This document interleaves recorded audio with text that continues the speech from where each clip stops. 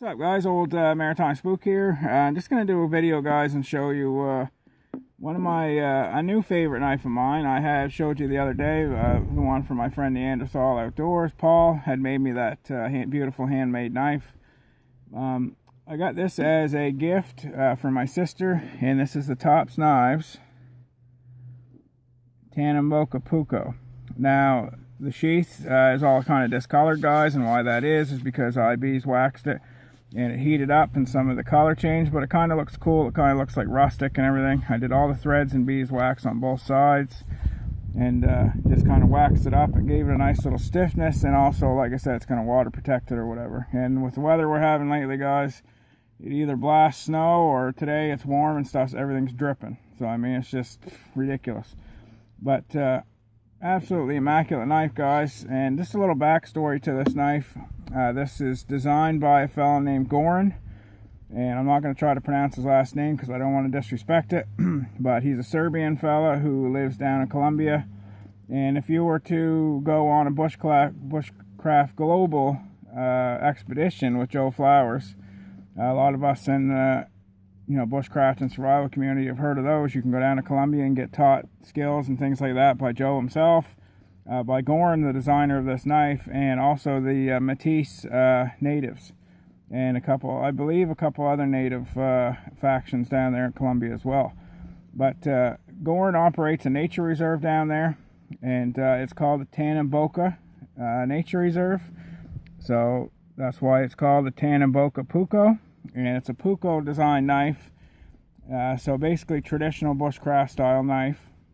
And it's got the Tops logo on this side. It says Tops Tanimboca Puukko. And on the other side it has Goran's logo, which is a cool little tree frog right there, which is very, very cool. Made in the USA, 1095. It's got a 90-degree spine, which is sort of a newer thing to Tops. I think they may have had a couple different times before. But this one's like super, super sharp, guys. 90-degree spine. Great for getting your fat wood and, scraping that up. And great for also, of course, what everybody loves, throwing sparks. And this is a new rod, so I take the bit of the coating off. But throws immaculate sparks, guys.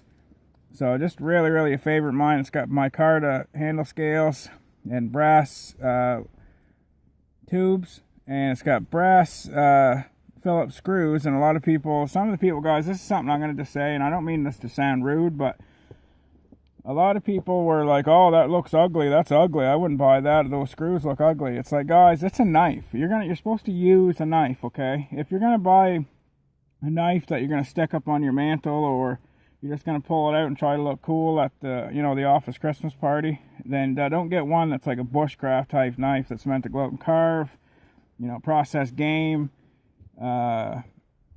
just do everyday stuff, even around like a homestead or something like that. Don't get yourself a knife like that. Get some pretty little knife with, mother of pearl scales and stuff like that. So I mean, if you care what the screws look like, I'm sorry, guys, and you probably shouldn't own this knife.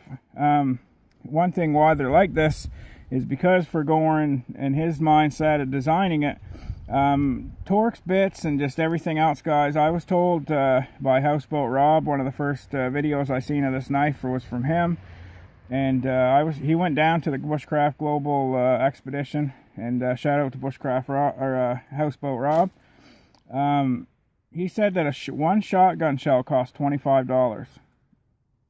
So he said tools and things like that, fuel and just other things are like wicked hard to get because they're in the middle of the Colombian jungle, for one thing, down the Amazon, and they're hard to get and they're really expensive. So instead of having like an obscure like Torx bit type screw or something to take these off with, Goran wanted them to go with brass, which if you know anything about plumbing, it doesn't corrode at all basically, or as easy.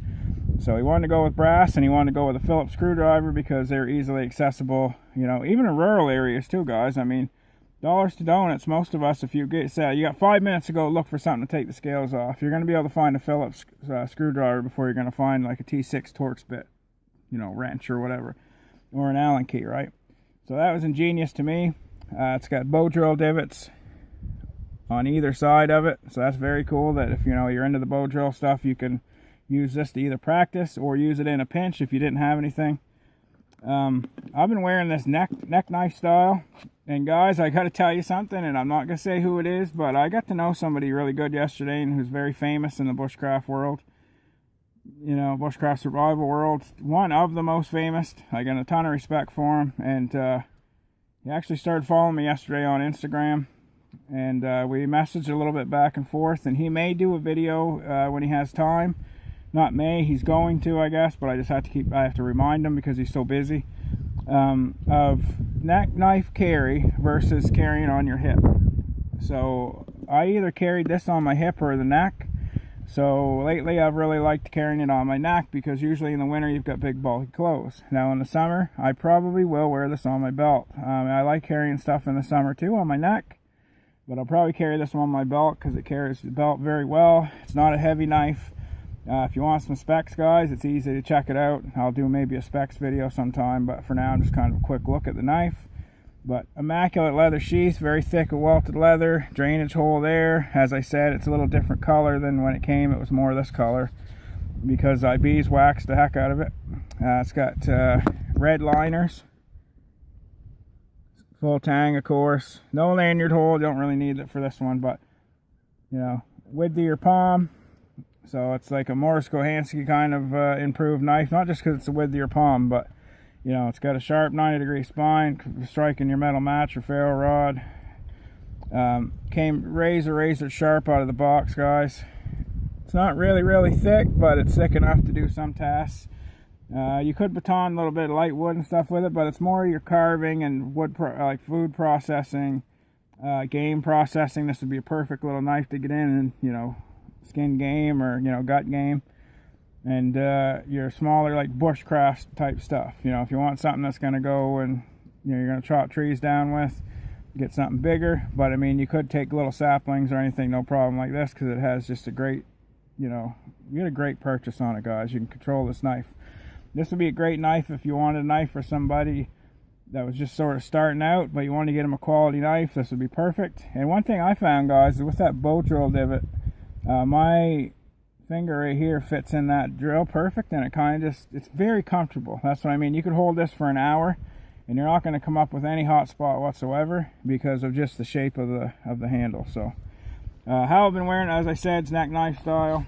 And one thing I kind of modified on it, guys, is I put this fire steel on it, and I ran the cordage through these two holes, and these two holes would normally be for Chicago screws to go through and attach this to a sheath, or I had it attached to a Bic light or a Kydex Bic light or holder. And so I just took it off and ran it through the cordage, so it's around your neck. You got a nice little this little fire steel right there to use. It's not flinging around, or it's not heavy, so it's just there when you need it, right? But anyway, guys, that's the Tops Tanimboca Puukko. I just want to show you that really quick. We'll get out and do a test video of it. This was kind of just a quick look, but we'll get into a video, like I said, sometime of neck carry versus on the hip. And like I said, that famous YouTuber I was talking about, not this YouTube, but I suppose television, when he's got time, I'm pretty sure he's going to do a video. We were talking about it yesterday, and he'll give you his points on it too as well. So anyway, guys, the Spook signing out, and one of the next videos we're going to be doing, guys, I got a friend of mine, Drago Supply, who sent me a fidget spinner knife, which is awesome. And we got a few new Uberluden products. I showed you the other day, the Stoker and the Stoker Twig stove and the Kessel kettle. But I got another ferro rod and a new generation Delich necklace that has a ferro rod on it too. So this is a really cool one here. This is the Kronig, I believe, one of their newer ones. Very thick, just a great fire steel. So anyway, guys, stay safe. Spook signing out. Check out one of these Tops Tanimboca Puukkos. They're priced about where they should be. Very good, solid knife, and definitely one of my favorites now. So anyway, guys, stay safe. Keep your stick on the ice, eh?